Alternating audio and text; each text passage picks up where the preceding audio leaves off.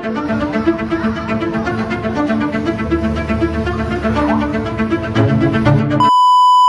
gitu, tapi tentang gimana sih biar makanan itu caranya anak itu bisa suka. benar.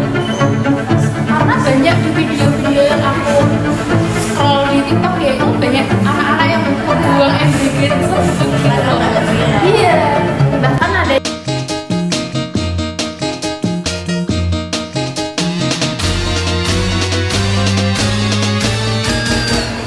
halo semuanya, kami dari mahasiswi gizi akan mengupas tentang berita-berita yang viral akhir-akhir ini.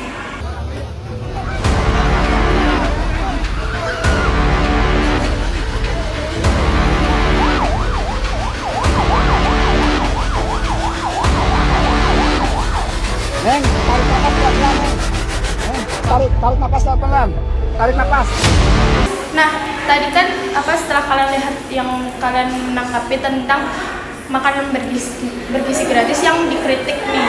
Nah, terus tuh banyak dan mulai bermunculan tentang berita-berita tentang MBG yang beracun, MBG yang basi. Nah, menurut kalian itu tuh kesalahan dari si ahli gizi atau ada kesalahan teknis yang mungkin tidak direncanakan? Menurut kalian kayak gimana? Ya mungkin gak sepenuhnya salah ahli gizi sih, itu kan bisa jadi dari kebersihan juga kan, dari cara bersihin mungkin bahannya gitu, atau enggak penyimpanan dari dagingnya gitu ya, yang harusnya di chiller gitu biar nggak terkontaminasi itu campur sama sayur gitu.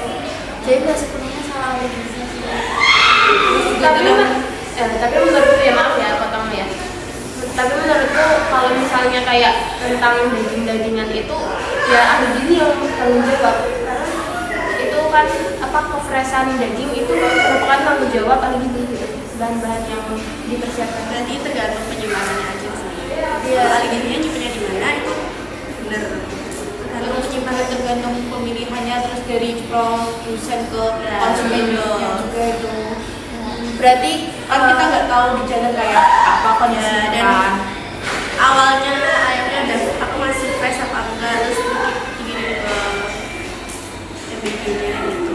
berarti masalah penyimpanan terus kebersihan juga Dan pemilihannya.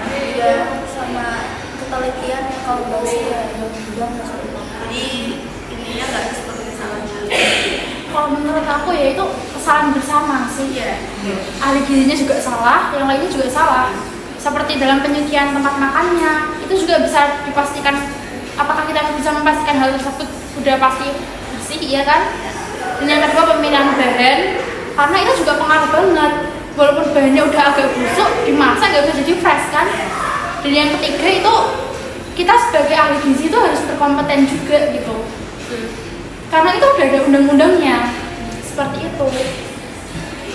Tapi yang terjadi dari Lokna sampai dengan Papua yang dibagi adalah burger, di mana tepung terigu tidak pernah tumbuh di bumi Indonesia. Gak ada anak muda yang tahu bahwa gandum tidak tumbuh di bumi Indonesia. Dibagi sepaket ini, dibagi bakmi gacoan. Oh my god.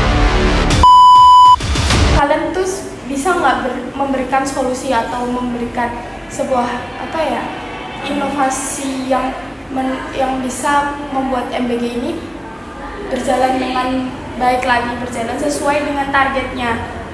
Menurut kalian kayak gimana? Kalau menurut aku ya, kita tuh harus menyeleksi ahli-ahli gizi tersebut gitu. Harus memastikan yang masuk ke dalam SPPG itu ahli gizi yang berkompeten, bukan maaf ya pelatihan 3 bulan seperti itu. Karena kita sekolah udah lama banget gitu, seperti itu. Kita aja sebagai mahasiswi yang baru 3 bulan ya mungkin ya, kita belum bisa belajar semuanya tuh, maksudnya kayak materinya masuk ke otak tuh belum yang kayak matang-matang banget gitu, apalagi yang mungkin pelatihan yang cuma sebentar gitu. Kita ini nggak sekedar ngejar ijazah atau gelar loh, tetapi juga kompetensi untuk terjun di dunia kerja gitu.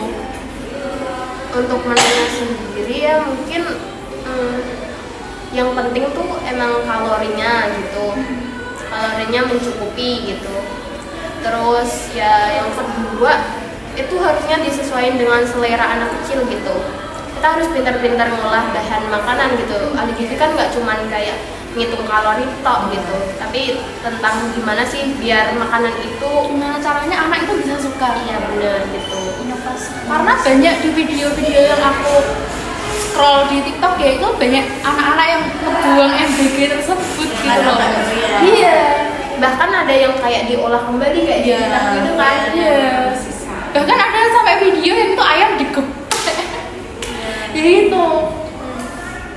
Tapi emang ahli gizi tuh ada yang kurang ngerti gitu ya. Iya. Soalnya mereka tuh kadang nggak pakai MSG karena mereka mikirnya udah pakai garam. Jadi itu yang bikin rasanya kadang hambar gitu kan. MSG itu boleh tapi dalam batas ambang yang Iya. wajar.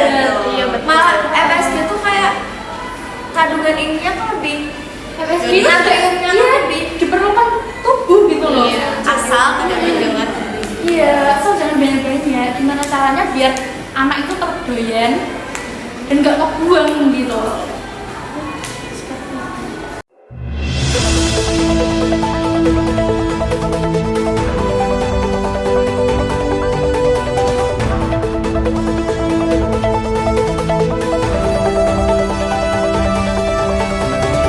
Oke, terima kasih teman-teman yang udah nonton. Mungkin sekian dari kami. Kalau misalnya ada yang salah dan mungkin apa yang kita sampaikan itu kurang gitu karena kita masih belajar gitu ya. Terima kasih.